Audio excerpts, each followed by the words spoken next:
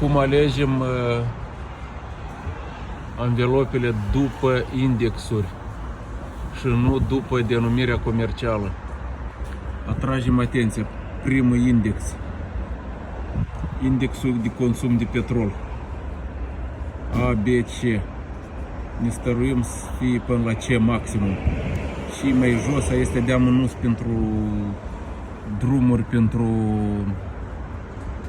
drumuri publice, este mai mult pentru drum de țară, Prundiș și Vlod.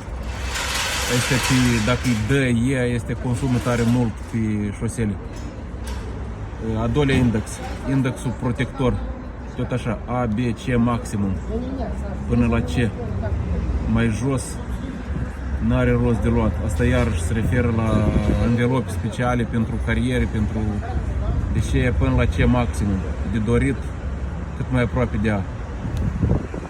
Următorul index, indexul gălăgiei, 75 de decibeli maximum.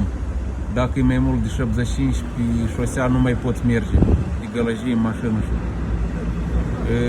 Respectiv deja știm cu indexii ăștia cu de zăpadă, de vară sau de toate sezoanele OL, asta le cunosc probabil toți. Următorul criteriu, indexul vitezei. Indexul vitezei îl găsim pe internet, este tabel de la A până la litera W. Iarăși, cât e mai aproape, în acest caz e cât mai departe de A, cu atât viteza e mai mare. De dorit litera V să fie pe anvelopă, deja ne uităm. Scrie V, W, literele astea pentru viteza sporită și mare după 200 de km. De dorit tot așa să luați H, V. Și încă un moment, dacă nu este abțibildul pe anvelopă, nu o cumpărați.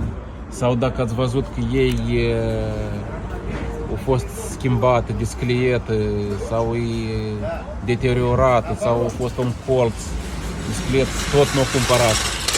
Cereți cu abțibildul și încliet corect și să nu aibă urme de descliere. Și nu importă